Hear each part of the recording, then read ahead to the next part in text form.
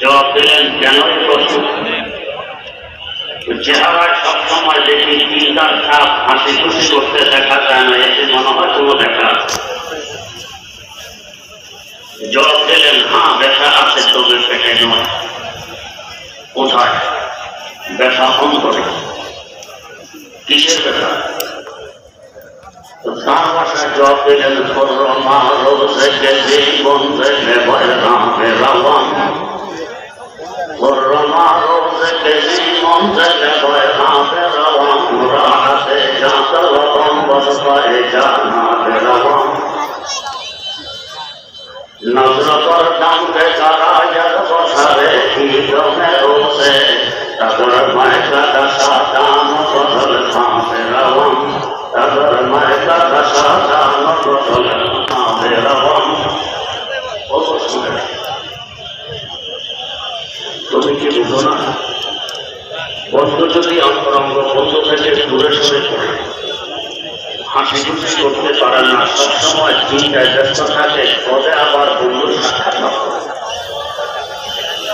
দিদার কবে নসিব হবে এই চিন্তায় চিন্তিত থাকে। আমিও তো আমার বাস্তব বন্ধু আল্লাহ আমি থেকে দূরে সরে যাচ্ছি, কবে তার সাক্ষাৎ করবে ওই চিন্তায় চিন্তিত। যেদিন আমার মাটির দেহ মাটিতে পড়ে থাকবে, রূপ দেহ ত্যাগ করে বন্ধুর সাথে মিলনের লক্ষ্যে উড়ে চলবে, ওদিন হবে আমার বাস্তব পরিস্থিতি। নজরে কর দামকে গারা যার বসাবে কি জমে রোজে, নজরে কর দামকে গারা যার বসাবে কি জমে রোজে, তার মায়কা দশা দাম বদল খাবে রাবণ। তাই ওই ঘুষের দিনের লক্ষ্যে আমি এখন থেকে গজল প্রস্তুত করে রেখেছি, মনের আনন্দে গজল গাইতে গাইতে উড়ে চলবে। কেমন আনন্দের ব্যাপার মনে, যেহেতু বন্ধুর সাথে বন্ধুর মিলন ঘটবে মতের মাধ্যমে, তাই মত আনন্দের ব্যাপার, আনন্দের ব্যাপার। আবার কারোর জন্য আনন্দের ব্যাপার, কার জন্য আনন্দের ব্যাপার। যে বাস্তবে বন্ধু চিনে না, বন্ধুর সাথে বন্ধুত্ব স্থাপন করতে পারে, তাদেরকে কাফের, মুশরিক, মুরতাদ, নাস্তিক ইত্যাদি বলা হয়। এদের জন্য ঠিক বহুত বড় আতঙ্কের ব্যাপার। তো মৌতের আগে সকলেরই একটি সময় আছে, যে সময় তার ভবিষ্যৎটা আয়নার সামনে পাঠতে থাকে। এই সময় যদি কেউ তওবা করে কিংবা ঈমান গ্রহণ করে, তার তওবা কবুল হয় না, ঈমান কবুল হয় না।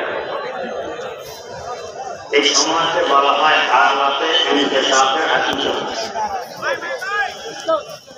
যদি বাস্তবে বন্ধুর সাথে সম্পর্ক গড়ে তুলতে পারেনি, বন্ধুর উপর ঈমান আনয়ন করেনি, বন্ধুর আদেশ নিষেধ মেনে চলেনি, দেখবে তার ভবিষ্যৎ বড় ভয়াবহ। জাহান্নামের লেলিহান আগুন যেন এখন তাকে ঘিরে দিচ্ছে। ফেরেশতারা লোহার গুজরিয়ে যেন তার কাছে আছে। অসংখ্য বিষাক্ত সাপ কিন্তু তার ওখানে কিলবিল করছে। এই অবস্থা দেখে তার চোখ উঠতে যায়, চেহারা দেখে যায়, ভয় আর আতঙ্ক।